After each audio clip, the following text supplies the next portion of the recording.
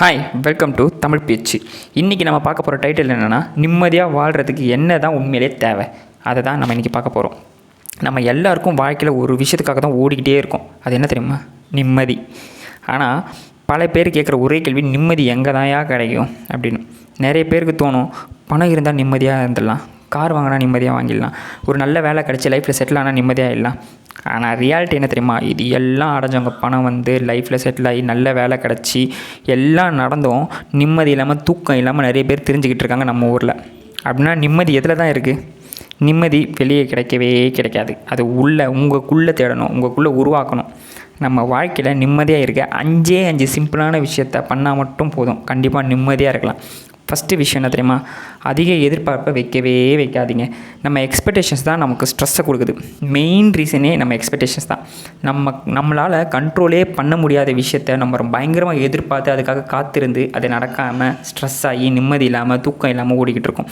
அதனால் அதிக எதிர்பார்ப்பை வைக்கவே வைக்காதீங்க. எப்படியும் அது உங்களால் கண்ட்ரோல் பண்ணவே முடியாது. அப்புறம் ஏன் அதை பயங்கரமாக எதிர்பார்த்து நடக்கிறது கண்டிப்பாக நடக்கும். உங்கள் வேலையை கரெக்டாக ஃபோக்கஸாக பண்ணுங்கள். 2வது, கம்பேரிஷன். அவங்ககிட்ட கார் இருக்குது, வீடு இருக்குது, நல்ல வேலை இருக்குது, ஐயோ அதெல்லாம் இருந்தால் நம்மளும் பயங்கரமாக சந்தோஷமாக இருந்திருக்கலாம், நிம்மதியாக இருந்திருக்கலாம்னு நினைப்போம்.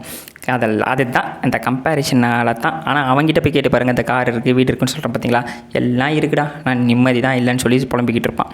உங்கள் வேலையை நீங்கள் கரெக்டாக ஃபோக்கஸாக பண்ணிகிட்டே இருங்க. அதெல்லாம் ஆட்டோமேட்டிக்காக அவங்ககிட்ட என்ன இருக்கோ அதெல்லாம் உங்களையும் தேடி வரும். ஓகேங்களா? 3வது விஷயம், நோ சொல்ல கற்றுக்கங்க. தயவு செஞ்சு இங்கே நிறைய பேர் எல்லாரையும் சாட்டிஸ்ஃபைட் பண்ணணும்னு சொல்லிவிட்டு எல்லாரையும் சந்தோஷப்படுத்தணும்னு நினச்சிட்டு என்னென்னவோ போராடி நிம்மதி இழந்து அவங்களையும் சந்தோஷமாக வச்சுக்க முடியாமல் நம்மளும் சந்தோஷமாக இல்லாமல் பைத்தியம் பூச்சி தான் சுற்றிக்கிட்டு இருக்கோம். அதனால் இது நடக்கும்னு தெரிஞ்சால் மட்டும் கமிட் பண்ணுங்கள், இல்லைன்னா நோ சொல்லிவிடுங்க. ஃபஸ்ட்டுக்கு அந்த மனக்கசப்பு இருந்தாலும் பின்னால் 2 பேருமே பீஸ்ஃபுல்லாக இருப்பீங்க. 4வது விஷயம், சிம்பிள் லைஃப்பை சூஸ் பண்ணுங்கள். காம்ப்ளெக்ஸான வாழ்க்கை தான் அதிக டென்ஷனை தரும். சிம்பிளான வாழ்க்கை நல்ல கிளாரிட்டியும் நிம்மதியும் தரும். 5வது, உங்கள் மனசுக்கு பிடிச்ச விஷயம் செய்ய கொஞ்ச நேரம் ஒதுக்குங்க. வேலைன்னு சொல்லிவிட்டு லைஃப்பில் வேலையை மட்டுமே ஃபோக்கஸ் பண்ணிகிட்டு இருந்தீங்கன்னா கடைசியாக திரும்பி பார்த்தீங்கன்னா உங்கள் லைஃப்பில் ஒன்றுமே இருக்காது.